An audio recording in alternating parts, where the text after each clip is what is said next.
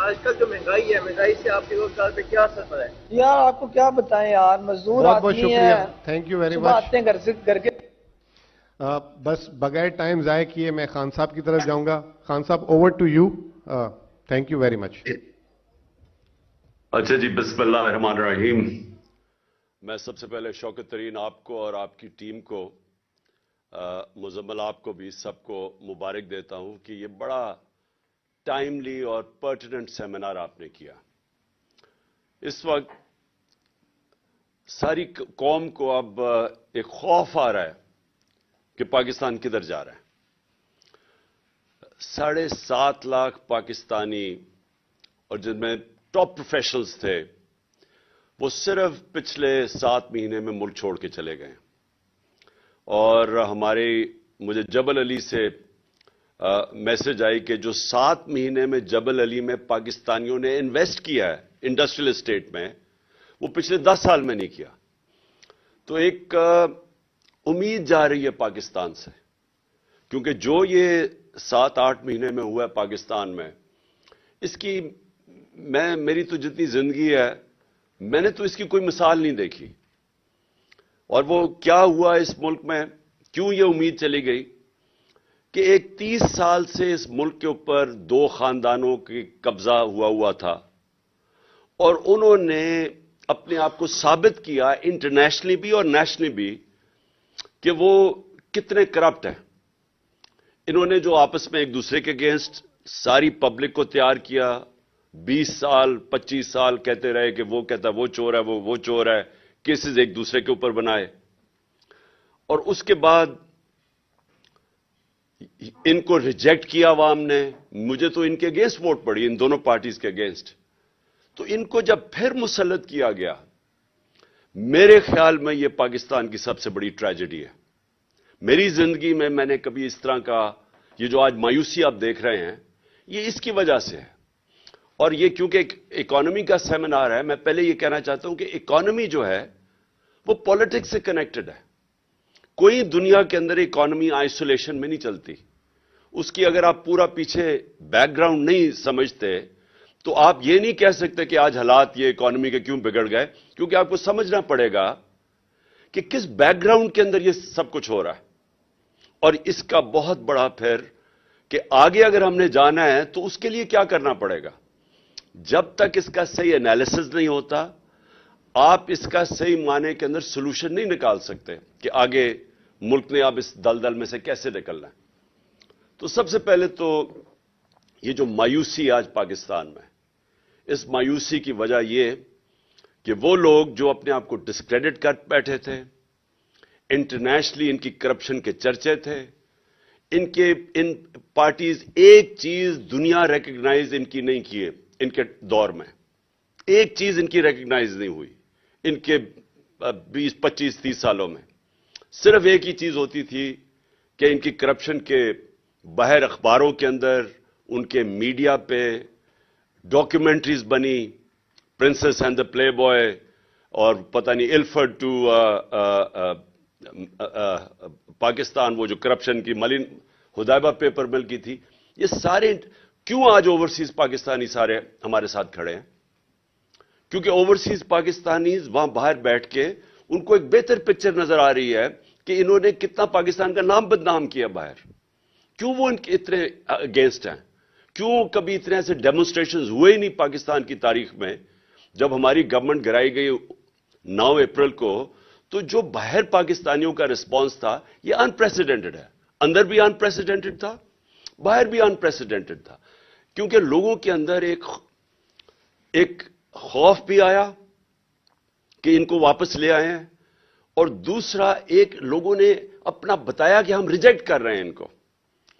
تو ہماری جو پاپولیرٹی تھی کبھی اس پیک پہ نہیں پہنچی، صرف اس لیے پہنچی کہ جب ان 3 سٹوجز کی شکلیں دیکھی لوگوں نے، تو جو ہمارے خلاف بھی تھے وہ ساتھ آ گئے۔ اور ہماری یہ جو ان پریسیڈنٹڈ پاپولیرٹی ہے، جس کی وجہ سے یہ سارے الیکشنز جب نام سنتے ہیں تو کانپیں ٹانگنی شروع ہو جاتی ہیں، کیونکہ یہ خوف زدہ ہیں۔ ان کو پتہ ہے کہ پبلک کدھر کھڑی ہو گئی ہے۔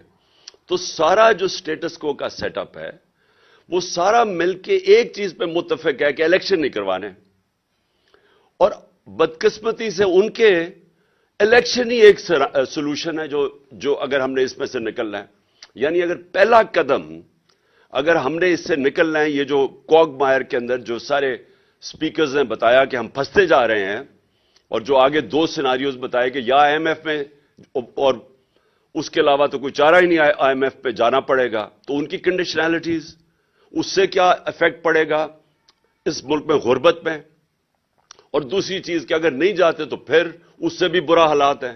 تو یہ جو انہوں نے ہمیں یہاں لا کے کھڑا کر دیا ہے، یہ آپ سمجھ جائیں کہ انفارچونیٹلی ان کو یہ جس مرضی طرف سے کان پکڑیں، سولوشن ایک ہی ہے الیکشنز، اور وہ یہ چاہتے نہیں ہے کیونکہ ڈرتے ہیں۔ تو یہاں پھنسا ہوا ہے کیچ 22 پاکستان کا۔ تو میں اب بریفلی، تو کیونکہ ساری قوم تو سننا چاہتی ہے کہ آگے کرنا کیا ہے، کون نکالے گا اس میں سے، میں اس کے اوپر آؤں گا، لیکن میں ضرور یہ کہنا چاہتا ہوں کیونکہ ساری میری قوم کو اس چیز کی سمجھ آنی چاہیے، اور آپ سب جتنے بیٹھے ہوئے ہیں، کہ دیکھیں جو اس ملک سے کیا گیا 9 اپریل کو، اور جس طرح کیا گیا اور جس طرح کی سازش کی گئی، ایک وہ گورنمنٹ جو پہلی دفعہ آئی تھی پاکستان کی تاریخ میں فیڈرل گورنمنٹ میں، وہ گورنمنٹ جب آئی تھی، اور سب کو پتا ہے آپ نے، کیونکہ شوکت ترین آپ سب نے بتا دیا کہ ایک بینکرپٹ گورنمنٹ ملی تھی پاکستان کی۔ سب سے بڑا مسئلہ ہمارا کیا ہے؟ کرنٹ اکاؤنٹ ڈیفیسٹ، ڈالرز کم ہے۔ تو وہ تو ایک یعنی اب میں کیا کہوں کہ شارٹ سائٹڈ گورنمنٹس مسلسل آتی گئیں۔ یہ دو خاندانوں کا کوئی زیادہ لمبا ویژن تھی نہیں، جو پیسے بنانے آتے تھے اور پیسے بچانے آتے تھے، انہوں نے تو کبھی لانگ ٹرم پلاننگ کی نہیں۔ تو جو ملک اپنی ایکسپورٹس نہیں بڑھائے گا، اپنی ڈالر انکم کو نہیں بڑھائے گا، وہ کیسے کہہ سکتا ہے کہ میں ایشین ٹائیگر بن جاؤں گا؟ میں نے ایسے بھی سلوگن سنے ہیں، لاہور کو پیرس بنا دیں گے۔ تو سمپل چیز یہ ہے کہ اگر آپ کی آمدنی نہیں بڑھ رہی اور خرچے آپ کے بڑھتے جا رہے ہیں، یعنی امپورٹس بڑھتی جا رہی ہیں، تو آپ کیسے ایک ملک سالونٹ رہے گا؟ ہر شور میں جاتے ہی آئی ایم ایف کے پاس جا رہے ہیں۔ ہم نے خود ماضی میں شور مچایا آئی ایم ایف کے پاس، کیونکہ ساورنٹی کا ایشو آ جاتا ہے۔ جب آپ آئی ایم ایف کے پاس جاتے ہیں تو آپ اپنے فیصلے نہیں کر سکتے، اور یہ ایک بڑا ذلت کا سامنا کرنا پڑتا ہے ملک کو کہ آپ فیصلے نہیں کر سکتے۔ وہ آپ کو حکم دیتے ہیں، وہاں ان کے ریپرزینٹیٹو بیٹھ جاتے ہیں، وہ کہتے ہیں آپ نے یہ کرنا ہے، وہ کرنا ہے، اور وہ آپ ڈرتے ہیں کہ وہ کریں گے تو غربت بڑھے گی۔ تو وہ جو لاس آف ساورنٹی ہے، صرف اس لیے کہ آپ نے آپ ملک کو مینج نہیں کیا صحیح طرح، اور وہ ابھی ایک حکومت کی نہیں، یہ ایک مسلسل 30-40 سال ہم نے کبھی سوچا ہی نہیں کہ ہم نے اپنی ایکسپورٹس کے اوپر توجہ دینی ہے۔ اور جب ہماری گورنمنٹ آئی، اور ہم تو پہلی دفعہ آئے تھے، تو میں نے ریئلائز کیا کہ جو ہمارا سارا گورنمنٹ کا سٹرکچر بن چکا ہے، اس کو یہی نہیں سمجھ کہ پاکستان کی پرائرٹیز کیا ہیں۔ یعنی سارے گورنمنٹ کو تو یہ سمجھنا چاہیے نا کہ جب تک ہماری ایکسپورٹس نہیں بڑھے گی، پاکستان اپنے پیر پہ نہیں کھڑا ہو سکتا۔ لیکن میں نے ریئلائز کیا کہ جب میں نے ایکسپورٹر سے ملنا شروع کیا، تو وہ ایکسپورٹر سے جب بتانا شروع کیا کیا کیا رکاوٹیں ہیں ان کے راستے میں، تو میں نے شروع میں ریئلائز کیا کہ یہ تو کامن سینس ہے کہ ہمیں ایکسپورٹرز کی تو زندگی آسان کرنی چاہیے، کیونکہ اگر وہ ایکسپورٹ کریں گے تو پیسہ آئے گا، بجائے ایسے معافی کر کے آئی ایم ایف کے پاس پہنچ جائیں ہم اپنی ایکسپورٹس کو توجہ دیں۔ اور دوسرا جو ہماری ریسورس ہے اوورسیز پاکستانیز، ان کی جو ریمیٹنسز ہیں ان کو بینکنگ چینلز کے تھرو چینل کریں، تاکہ وہ بھی ہمارے پاس ڈالر کی انکم میں اضافہ ہو۔ تو میں نے دونوں جگہ دیکھا، ان کے لیے بھی آسانیاں نہیں کوئی پیدا کرنے کے لیے تیار تھا جو ریمیٹنسز تھی، نہ ہی ہم اپنے ایکسپورٹرز کے لیے کوئی مدد کر رہے تھے۔ اور پھر جو فیوچر ہے ٹیکنالوجی کا، میں نے جب آئی ٹی سیکٹر کو دیکھا تو وہاں بھی وہ سارا آئی ٹی سیکٹر سے جب بات کی، ہر جگہ رکاوٹیں تھیں ان کے راستے میں۔ یعنی ان کو ہم انکریج کر رہے تھے، جو آئی ٹی کی فرمز تھی، کہ اپنا پیسہ باہر رکھے ملک سے، اپنے ڈالرز باہر رکھے۔ حالانکہ بڑا آسان تھا ان کے لیے انسینٹیوائز کرنا کہ وہ اپنا ڈالر پاکستان میں لے کے آئیں، لیکن وہ جو سٹرکچر بنا ہوا ہے ایف بی آر کا، جو ہمیں شروع میں آئے ایف بی آر گورنمنٹ کا، وہ اس کے اوبلیویس تھا، اس کو سمجھ ہی نہیں تھی کہ کیوں यानी एक मुल्क बैंकरप्ट है, हमारे पास डॉलर्स नहीं है, लेकिन जो डॉलर जिन्होंने इनकम प्रोड्यूस करनी है उनके लिए कोई इंसेंटिव्स ही नहीं थे, और बल्कि रुकावटें थी, और फिर हर जगह पे जाके रेड टेप थी, हर जगह जाके वो फंस जाते थे। तो सबसे बड़ी बात यह कि इससे कभी किसी ने प्रायोरिटाइज किया ही नहीं। नून लीग जो कहते हैं हम बड़ा जबरदस्त पाकिस्तान छोड़ के गए हैं, एक तो पाकिस्तान की तारीख का आपने मेंशन किया, सबसे बड़ा करंट अकाउंट डेफिसिट छोड़ के गए, जबकि तेल की कीमतें आप उठा के देखें, इनके दौर में इनको तो बोनांजा मिल गया था। हमारे दौर में तेल की कीमतें देखें तो इनको तो तेल बड़ा कम कीमत पे मिल रहा था, उसके बावजूद सबसे बड़ा करंट अकाउंट डेफिसिट छोड़ गए। मेन हमें तो प्रॉब्लम्स आया जो हमारे दौर में, वो जब कमोडिटी सुपर साइकिल आया और तेल की कीमतें ऊपर गई, तो हमारा तो करंट अकाउंट उधर इफेक्ट हुआ, ऊपर से हमें कोरोना का पड़ गया, हमें कोविड $3 अरब की कोविड वैक्सीन खरीदनी पड़ी, ये अनयूजुअल कॉस्ट है, तो हमें तो वो इफेक्ट हुआ। तो इनको क्या प्रॉब्लम था? तो इन्होंने सबसे बड़ा करंट अकाउंट डेफिसिट, एक्सपोर्ट्स बढ़ी नहीं इनके 5 साल के अंदर, तो ये इकोनॉमी कैसे ठीक करके चले गए?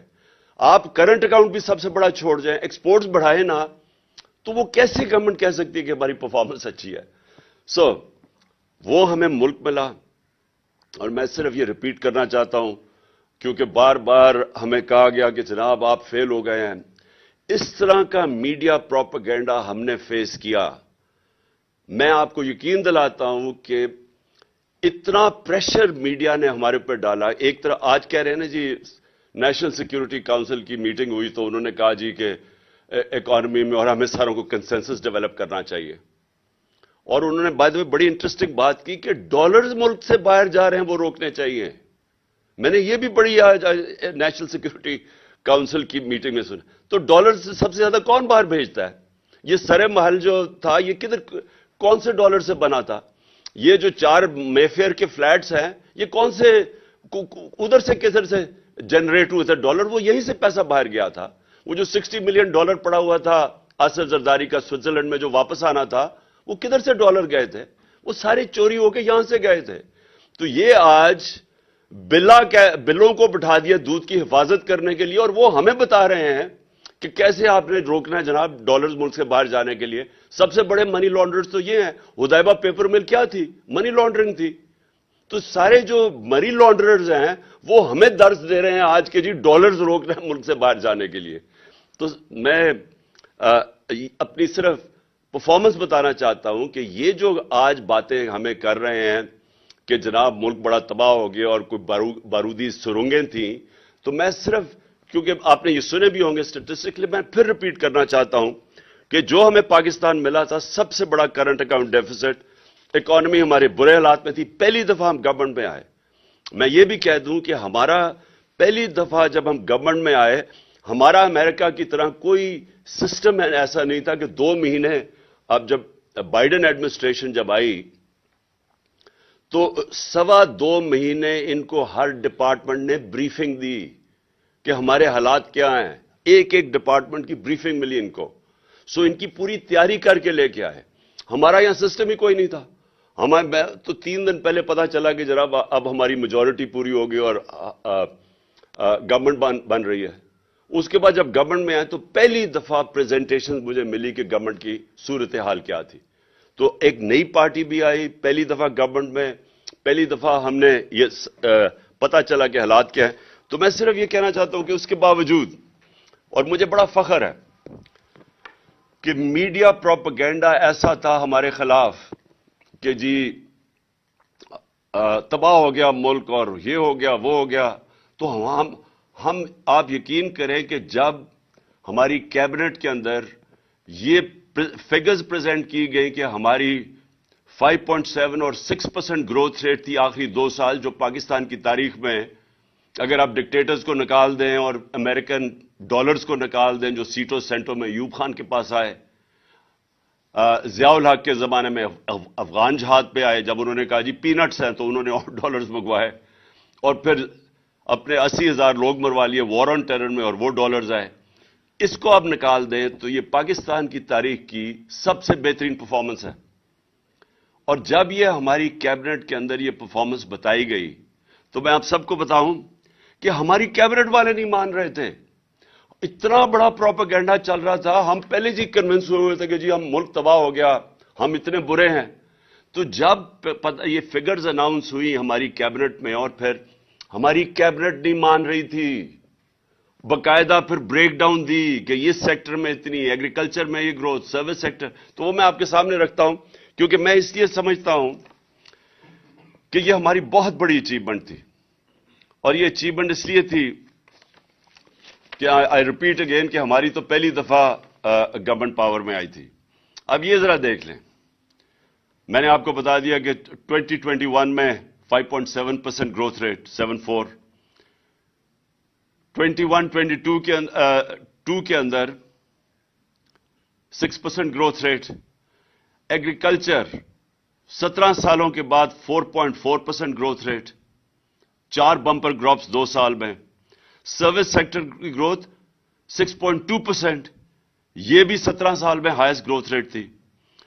एक्सपोर्ट्स हमारी हाईएस्ट थी, जो पहली दफा इंसेंटिवाइज किया एक्सपोर्टर्स को, और उसका नतीजा आया $32 बिलियन एक्सपोर्ट्स, हाईएस्ट पाकिस्तान की तारीख का। उनको इंसेंटिवाइज किया आपने ओवरसीज पाकिस्तानीज को बैंकिंग चैनल से भेजने के लिए, $31 अरब रेमिटेंसेस, ये भी रिकॉर्ड था। हमारी टैक्स कलेक्शन पाकिस्तान की तारीख की सबसे ज्यादा थी, 6.1%।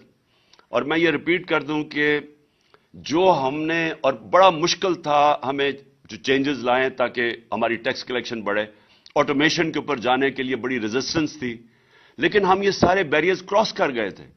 पता नहीं आपको शौकत अली ने बताया या नहीं, हमने 34 मिलियन नए टैक्स पेयर्स डिस्कवर किए थे, या मेरे ख्याल में 40 मिलियन, शौकत क्लियर कर देगा बाद में। तो ये हमने नए टैक्स पेयर कैसे डिस्कवर किए थे? नादरा के साथ बैठ के हमने फिर अपने वो एनालिसिस किया, सॉफ्टवेयर इस्तेमाल किया आर्टिफिशियल इंटेलिजेंस के, हम कैसे उनका रहन सहन क्या था, वो कोई टैक्स नहीं दे रहे थे। तो ये 34 मिलियन नए टैक्स पेयर डिस्कवर किए थे, या 40 मिलियन, मैं फिगर भूल गया हूं, यहां नहीं लिखा हुआ। तो हम, और फिर ट्रैक एंड ट्रेस सिस्टम, ये जो बड़ी बड़ी सीमेंट और ये शुगर इंडस्ट्री, ये जो सेल्स टैक्स इवेड करते हैं, उसके लिए ट्रैक एंड ट्रेस सिस्टम ले आए थे ताकि उसमें से इम्पॉसिबल हो किसी किस्म की टैक्स इवेजन। तो हमारा ख्याल था कि ये हमने 8 ट्रिलियन तक लेके जानी थी, 8,000 अरब तक अपनी टैक्स कलेक्शन लेके जानी थी जब इन्होंने गवर्नमेंट कराई। और फिर जो सबसे रेलेवेंट चीज है, 55 लाख 3 साल में नई नौकरियां हमने प्रोड्यूस की, और जो हमारा आइडिया था कि इससे हमने बहुत तेजी से और आगे जाना था। तो ये याद रखें कि जो हमें सबसे ज्यादा प्रॉब्लम आया कि $70 बैरल से हमारा एक वक्त पे गई $115 बैरल, जो हमें असल प्रेशर पड़ा एंड में जाके। लेकिन उसके बावजूद हमने पूरी कोशिश की कि अपनी कीमतें नीचे रखें। आप सिर्फ वही नहीं गई, कमोडिटी सुपर साइकिल में जो एडिबल ऑयल था, घी था, वो 780 टन से $1,500 टन पे गया। $780 टन से 1,500, यानी दुगना हो गया तकरीबन। कोयला जो था 80 टन से 280 टन पे चला गया हमारा जो और इसके बावजूद जो हमारी कंज्यूमर प्राइस इंडेक्स था वो 12.2 पे रखा हमने, और जो सेंसिटिव प्राइस इंडेक्स था वो 14% पे हमने रखा मार्च 22 तक। और उसके अलावा हमें ये जो, मैंने फिर से वैक्सीन की मैंने बात कर दी। अच्छा, अब आ जाए, अब मेरा ये क्वेश्चन ये है कि जो ये सारी साजिश करके इनको लेके आए, ये आपने सुनी लिया होंगी फिगर्स, क्योंकि मेरे से बहुत बेहतर इकोनॉमी समझने वाले स्पीकर्स हैं। मेरा तो सारा तजर्बा हुआ ही ये जो 3.5 साल में मैं गवर्नमेंट में बैठा, पहली दफा, क्योंकि इतने बड़े क्राइसिस थे इकोनॉमी के ऊपर कि मेरा एक फास्ट ट्रैक लर्निंग हुई इकोनॉमी के ऊपर, और मैं बेसिकली एक चीज समझ गया कि हमारा जो सारी गवर्नमेंट है, जो मैंने शुरू में आपको कहा, उसका डायरेक्शन ही गलत है। यानी होना ये चाहिए कि अगर आपको पता है कि आपका जैसी इकोनॉमी बढ़ेगी तो आपने बॉटलनेक आ जाएगा करंट अकाउंट का, तो सारी मुल्क को कोशिश करनी चाहिए कि हम वो डॉलर की इनकम बढ़ाएं ताकि वो हमारा बॉटलनेक ना आए। मैंने उसके लिए 2 प्रोजेक्ट शुरू किए। ایک تھا ہمارا بنڈل آئلینڈ کا کراچی اور ایک تھا یہ راوی سٹی لاہور. راوی سٹی لاہور کا مقصد ایک تو یہ تھا کہ ہم لاہور کو بچائیں. راوی بالکل ختم ہو گیا, ایک سیوریج ڈمپ بن گیا, تو ہم نے راوی کو بھی اس کو پہلے تو براج بنا کے واٹر ٹیبل اوپر کرنی تھی لاہور کی, اور اس کے ارد گرد ہم نے ہائی رائزز بنانی تھی. ہائی رائزز اس لیے بنانی تھی کہ ہمارا سارا جو ایگریکلچر زمین ہے وہ ختم ہوتی جا رہی ہے. تو وہ ہم ریئلائز ہی نہیں کر رہے کہ اگر ہم نے یہ ہاؤسنگ سوسائٹیز کے مافیا کے اندر پھنس گئے تو یہ تو پھیلتے جائیں گے, اور ساری ہمیں تو فوڈ سیکورٹی کے سویر پرابلمز آنے لگے ہیں. تو راوی سٹی کا مطلب یہ تھا ایک تو کہ راوی کو بچائیں, جب لیک بنائیں گے تو واٹر ٹیبل اوپر چلی جائے گی, لاہور کی واٹر ٹیبل بالکل گر گئی ہے, اور پھر راوی کو جو اس کو پھر جب اس کے ساری ہم وہ واٹر فلٹریشن نہیں, وہ جو ہم پلانٹس لگائیں جو کہ پانی کو صاف کریں, اور وہ صاف کر کے پانی پھینکے راوی کے اندر تاکہ صاف پانی اس وقت سیوریج آ رہی ہے. تو وہ اور اس کا جو کوشش ہماری یہ تھی کہ اوورسیز پاکستانی اس کی انویسٹمنٹ لے کے آئیں, کیونکہ وہ سب سے سیف انویسٹمنٹ ان کے لیے پراپرٹی ہے. اور اس کے علاوہ ہمارے پاس چائنیز کی $2.5 بلین کی انویسٹمنٹ تیار تھی. تو یہ دونوں, ایک کراچی کا جو پروجیکٹ تھا وہ سکٹل کیا گیا, وہاں دبئی سے انویسٹرز آ رہے تھے کراچی میں, وہ بھی پھر ایک نئی ماڈرن سٹی بن رہی تھی جو ہمارا پلان تھا, اس کو سکٹل کیا گیا. NOC سندھ گورنمنٹ نے دے کے واپس لے لیا. اس میں ہم ایکسپیکٹ کر رہے تھے کہ ہماری ڈالر انکم بڑھ جائے گی, جب تک وہ ہمیں بریدنگ سپیس دے گا, جب تک کہ ہم اپنی ایکسپورٹس نہیں بڑھا لیتے, جب تک ہم یہ جو انٹرم پیریڈ ہے, ہم نے سوچا تھا کہ اوورسیز پاکستان اس کی اسپیشلی ہم انویسٹمنٹ لے کے آئیں گے اور اس سے ہمارا ڈالر ریزروز بڑھ جائیں گے. اور پھر ہم نے یہ بھی سوچا تھا کہ جو اسپیشل اکنامک زونز ہم نے بنائے تھے جن کے اندر اور اپنی ایکسپورٹ انڈسٹری کو لانے کے لیے جن کے لیے اسپیشل زونز بنائے تھے, وہ ہم نے چائنیز کے ساتھ مل کے پورا پلان کیا ہوا تھا کہ وہ اپنی انڈسٹری کو ریلوکیٹ کریں گے یہاں. لیکن بدقسمتی ہماری کیا ہوئی, ہماری یہ ہوئی کہ وہ کووڈ آ گیا, اور کووڈ سے کیا ہوا, کووڈ سے چائنا بند ہو گیا. تو وہ جو ہم ایکسپیکٹ کر رہے تھے Chinese investment in industrial zones میں, جس سے بھی ہماری ڈالر ریزروز بڑھنے تھے, تو وہ بدقسمتی سے وہ وہاں رک گئے, اور یہ جو ایک سٹی جو وہ سکٹل کر دی, اور لاہور کا بدقسمتی سے یہاں سٹے آرڈر 10 مہینے 11 مہینے ہمارا وہ رک گیا. تو اس کی وجہ سے جو ایکسٹرا ڈالرز ہم انکم ایکسپیکٹ کر رہے تھے وہ نہیں آئی. اچھا جی, اب یہ آ گئے, اور اس کی بہت, میں جتنا بھی کہوں مجھے ابھی تک سمجھ نہیں آئی کہ کیا اس کے پیچھے تھنکنگ تھی, کیا وجہ تھی کہ گورنمنٹ جس کی بہترین پرفارمنس تھی اس کو ہٹایا گیا, اور پھر پوری ایک سازش کے تحت ان چوروں کو پھر ہمارے اوپر مسلط کر دیا گیا. تو وہ میں شروع میں آپ کو بتا چکا. لیکن انہوں نے کیا کیا, مہنگائی 50 سال میں سب سے زیادہ مہنگائی, CPI 25.5%, consumer price index, sensitive price index 30%, آٹا, بجلی, پیٹرولیم, وہ لے لیں, پیاز لیں, ٹماٹر لیں, گھی لیں, دالیں لیں, 100% سے 200% یہ ان کی قیمتیں بڑھ گئی. اس وقت تک 15 لاکھ ٹیکسٹائل مزدور اپنی نوکریاں کھو بیٹھے ہیں, اور انڈسٹری بند ہوتی جا رہی ہے. یہ آپ کے سامنے سب رکھا ہوگا. اور میں جب مجھے یاد ہے کہ پچھلے مارچ اپریل میں ٹیکسٹائل انڈسٹری والے مجھے یہ کہتے تھے کہ ہمارے پاس مزدور نہیں مل رہے, ہمیں فیصل آباد میں ہمیں باہر سے مزدور منگوانے پڑ رہے ہیں. اور وہی ٹیکسٹائل انڈسٹری آج آپ دیکھ لیں کہ 15 لاکھ ورکرز بے روزگار ہو گئے. ریمیٹنسز, یہ آپ نے سنی لیا ہوگا, ایکسپورٹس اور ریمیٹنسز, ان کا مائنس آ رہا ہے. 2 ارب روپیہ مہینے کی کمی آنی شروع ہو گئی ہے ایکسپورٹس اور ریمیٹنسز میں جو ہم نے بڑھائی تھی. اور فورن ایکسچینج ریزروز آپ کے سامنے ہیں. مارچ کے اندر 16.4 تھا, آج پہنچ گئے 5.7 پہ. یہ بھی آپ کے سامنے آ گیا ہوگا. روپیہ اس وقت انٹر بینک پہ جس طرح 226 ہے. اور انفارملی وہ 260 پہ پہنچ گیا. اور جو آئی ایم ایف کی اب آگے کنڈیشنز آپ نے سنی, ابھی شوکت کا میں سن رہا تھا, انہوں نے کہا کہ اب اس کو فری فلوٹ کرے, اس کو روپے کو, تو وہ اب کدھر جا کے پڑتا ہے. تو میرا آخر میں دیکھیں, میں صرف سم اپ کر رہا ہوں. پاکستان نے نکلنا ہے ادھر سے کیسے؟ سب سے پہلے الیکشنز. کیوں الیکشنز؟ کیونکہ الیکشن سے آئے گی پولیٹیکل سٹیبلٹی. پولیٹیکل سٹیبلٹی کے بغیر اکانومی سٹیبلائز نہیں کرے گی.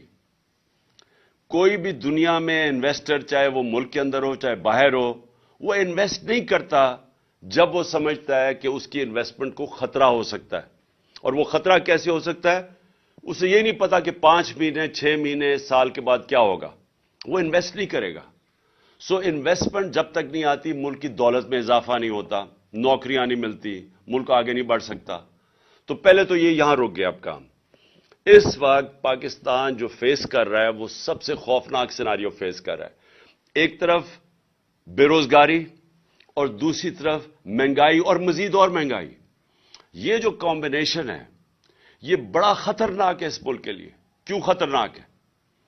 سری لنکا میں اسی طرح کا سیناریو ہوا تھا. سری لنکا کی صرف آبادی 2.25 کروڑ ہے, پاکستان کی 22.5 کروڑ ہے.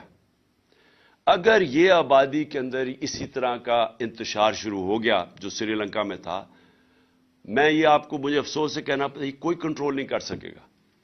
اور شہروں کے اندر خاص طور پہ جو جس طرح آپ اگر اس وقت لوگوں سے پوچھیں, آپ تنخواہ دار سے پوچھ لیں کہ وہ گزارا کیسے کر رہا ہے, تو جب ایک مزید اور لہر آئے گی مہنگائی کی, اس کا خطرہ یہ ہے کہ یہ ملک کے اندر انتشار کی طرف چلا جائے گا.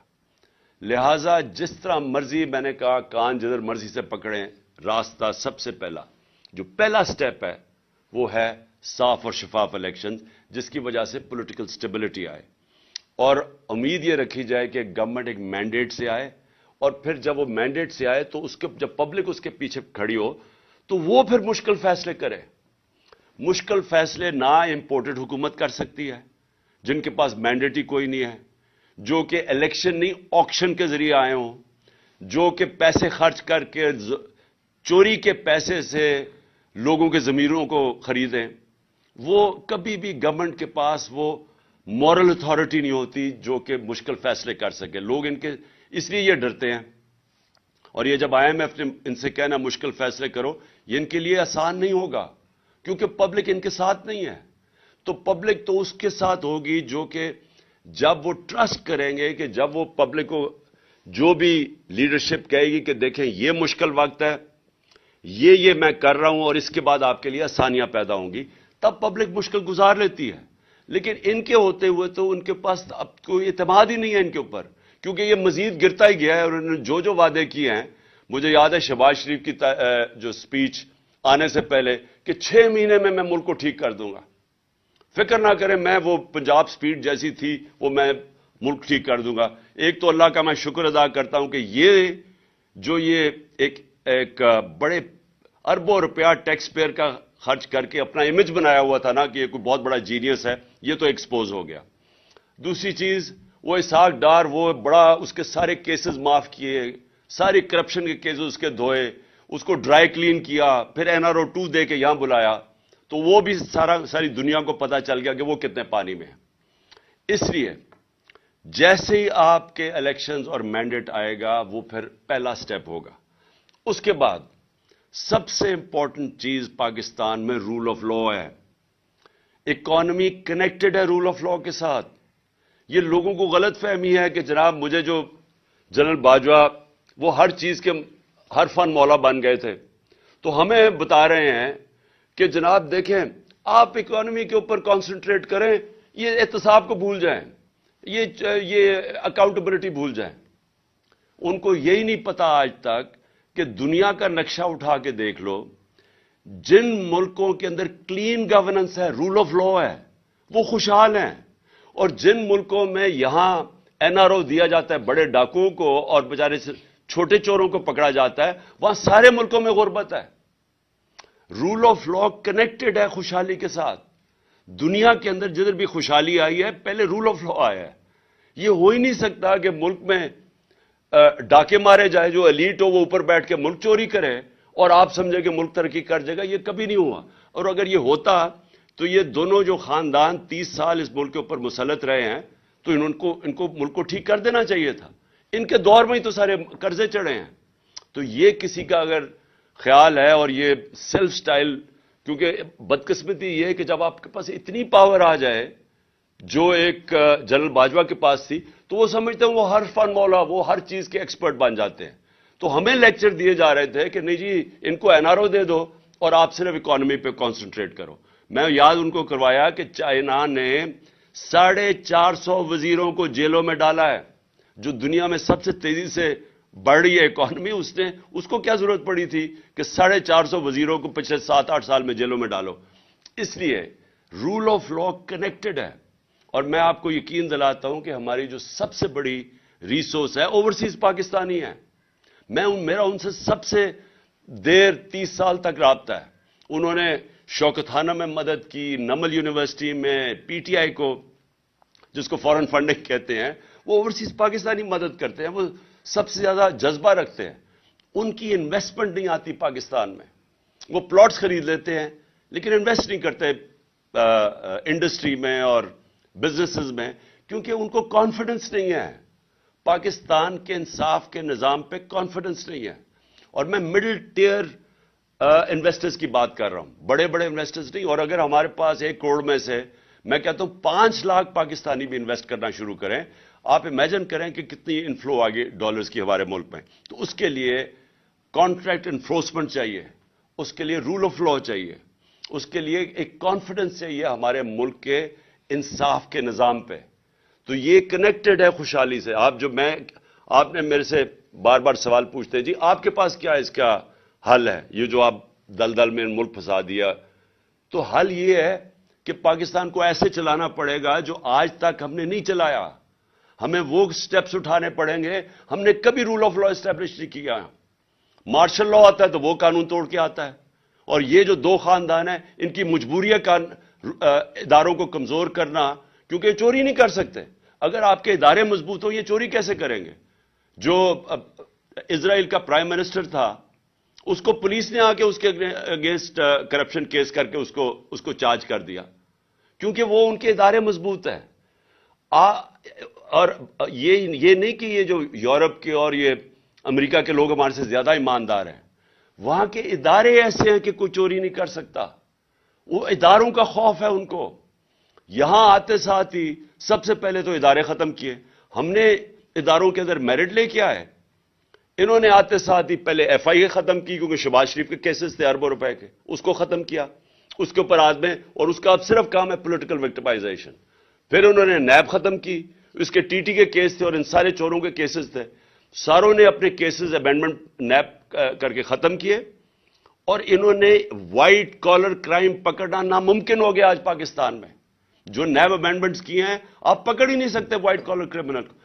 اور پبلک آفس ہولڈر، میں یہاں سے پیسہ چوری کر کے اپنے خاندان کے نام پہ رکھ دوں ایز پرائم منسٹر، مجھے کوئی نہیں پکڑ سکتا. اب میں پوچھ ہی نہیں سکتا کہ جی آپ کے بچے کس طرح اربوں پتی بن گئے ہیں، کیونکہ انہوں نے امینڈمنٹ پاس کر دی ہے.